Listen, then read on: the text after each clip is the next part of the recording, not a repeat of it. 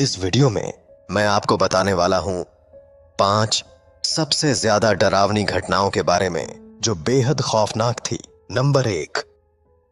बहुत से ऐसे लोग हैं जो मरने के बाद इस दुनिया को छोड़कर नहीं जाना चाहते। उनकी कोई ना कोई गुप्त इच्छा ऐसी होती है जो उन्हें जीवित लोगों से दूर होने ही नहीं देती। इसीलिए शरीर त्यागने के बाद भी वह किसी ना किसी रूप में वापस इस दुनिया में आ ही जाते हैं। लेकिन जिस स्थान का जिक्र हम यहाँ करने वाले हैं वहां भूत प्रेत और पिशाच तो हैं, लेकिन उनमें से कोई भी मृत नहीं बल्कि आपकी और हमारी तरह जीवित हैं।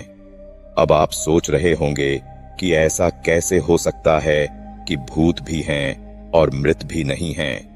इससे पहले कि आप और ज्यादा खौफनाक तथ्यों और धारणाओं को आधार बनाकर सहमने लगें, हम आपको बता दें कि हम यहाँ बात कर रहे हैं ला मासिया एनकांटेडा होटल की, जिसका इंटीरियर कुछ ऐसा किया गया है जिसे देखकर आप थर-थर कांपने लगें। आप सहम जाएंगे कि शायद आपकी थाली में खाना परोसने वाला वाकई कोई पिशाच है। असल में इस होटल का कॉन्सेप्ट इतिहास से ताल्लुक रखता है। कहते हैं 17वीं शताब्दी में जोसेफ मारियस ने मासिया और सुरोका ने मासिया सेंटा रोजा बनवाया था। लेकिन जैसे जैसे समय बीतता गया इस संपत्ति पर विवाद भी गहराता गया। गहराते विवाद के बाद सुरोका और रियस ने सिक्का उछालकर अपनी किस्मत तय करने की सोची, जिसमें रियस सारी संपत्ति हार गया। रियस के परिवार वालों ने अपना घर छोड़ दिया और एक नई संपत्ति खड़ी की। रियस ने अलग संपत्ति बना ली और जिस संपत्ति पर विवाद गहराया था वह देखते ही देखते खंडहर में बदल गई। लगभग 2 सदियों तक यह इमारत खंडहर बनी रही। इस इमारत पर सुरोका के वंशजों ने एक होटल बनाया जिसका निर्माण 1970 में जाकर पूरा हुआ। लेकिन सुरोका का परिवार यह भी मानता था कि इस होटल में किसी का श्राप लगा हुआ है, इसीलिए इसे हॉन्टेड बनाया जाना चाहिए। तब से लेकर अब तक यह होटल हॉन्टेड होटल की तरह चल रहा है। इस होटल की सजावट बहुत ही खौफनाक तरीके से की गई है जिसे देखकर अच्छे अच्छे लोग सहम जाएं। जब आप इस होटल में जाएंगे तो आपका स्वागत खून से सने चाकू और तलवार से किया जाता है। ऐसा नहीं है कि आप कभी भी इस होटल में खाना खाने आ सकते हैं। इस होटल में खाने का समय निर्धारित और लगभग 3 घंटे तक चलने वाला है। इस होटल में खाने के दौरान एक शो चलता है जिसे देखकर किसी के भी पसीने छूट जाएं। आपको खाना खिलाने के लिए जिन लोगों को तैनात किया गया है वह सभी इतने खौफनाक अंदाज में आपके सामने आएंगे कि आप खाना छोड़ अपनी कुर्सी पर खड़े हो जाएंगे। यह शो इतना खतरनाक है कि इसमें 14 वर्ष के नीचे के बच्चे और साथ ही दिल के मरीज और गर्भवती महिलाओं का प्रवेश पूरी तरह वर्जित है। तो आइए बढ़ते हैं दूसरी कहानी की ओर। कनाडा के ओंटारियो के नियाग्रा फॉल्स के पास स्थित इस टनल का नाम सुनते ही लोग कांपने लग जाते हैं। इस टनल का निर्माण सन 1900 में ग्रैंड रेलवे लाइंस के ठीक नीचे किया गया था और इस टनल को बनाने का उद्देश्य उस इलाके के पानी के बहाव को पास ही स्थित खेतों की सिंचाई के लिए प्रयोग किया जाना था। 16 फीट ऊंची और 125 फीट लंबी इस टनल की कहानी किसी को भी हिलाकर रख सकती है। टनल का निर्माण हुए काफी वक्त बीत गया था और सब कुछ बहुत आराम से और ठीक ठाक चल रहा था।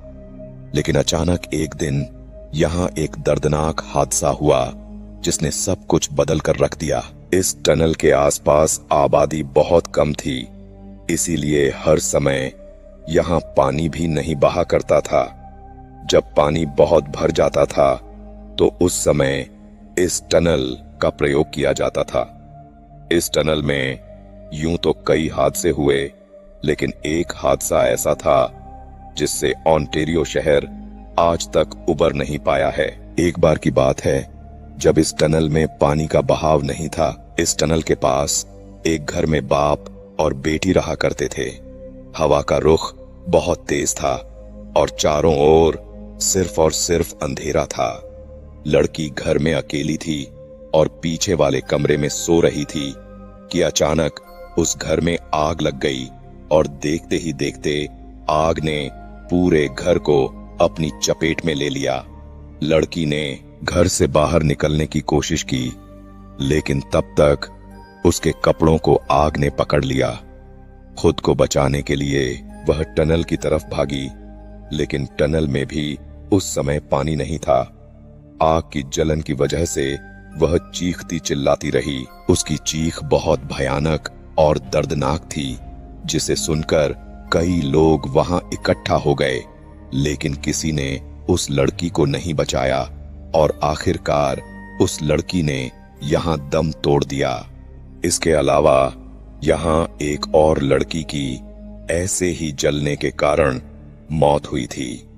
लोगों का कहना है कि इस टनल में कुछ दरिंदों ने एक लड़की का सामूहिक बलात्कार किया और अपने जुर्म को छिपाने के लिए उस लड़की को जिंदा जला दिया।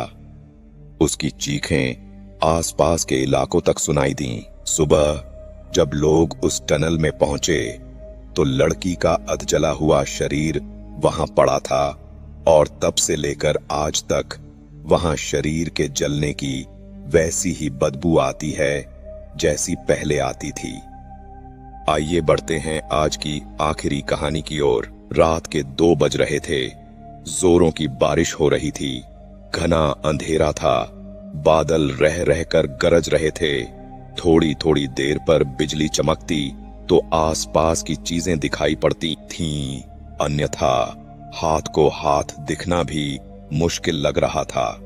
झारखंड के घाटशिला स्टेशन के बाहर रामदीन अपना ऑटो लगाए सवारी का इंतजार कर रहा था। इस मौसम में सवारी मिलने की उम्मीद कम थी, फिर भी हो सकता था कुछ देर बाद आने वाली ट्रेन से कोई सवारी आ जाए। करीब 1 घंटे बाद ट्रेन आई।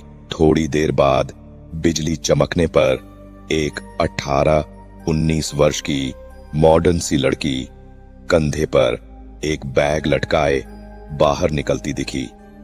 वह सीधे उसके ऑटो के पास पहुंची और मुसाबनी चलने को कहा।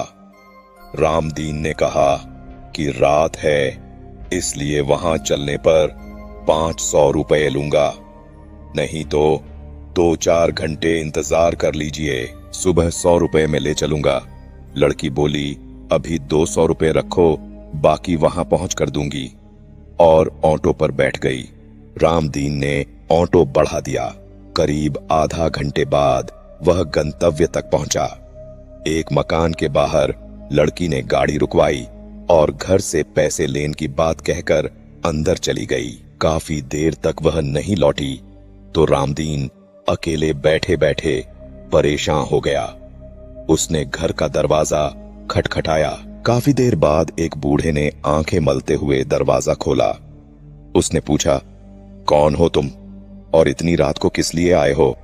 रामदीन की नजर एक फोटो पर पड़ी। उसने कहा, यही मेम साहब तो आई थीं, उन्हें स्टेशन से लेकर आया हूं। आश्चर्य से देखा, फिर बोला, इस लड़की को मरे 8 साल हो गए। देखो, फोटो पर माला डाला हुआ है, ये मेरी पोती थी, ये कैसे आ सकती है? रामदीन के होश उड़ गए। वह चुपचाप अपने ऑटो के पास पहुंचा। उसने देखा कि सीट पर 100-100 के 3 नोट रखे थे। उसने नोट जेब में रखा और वहां से बेतहाशा भागा। उस दिन से उसने रात में ऑटो चलाना छोड़ दिया।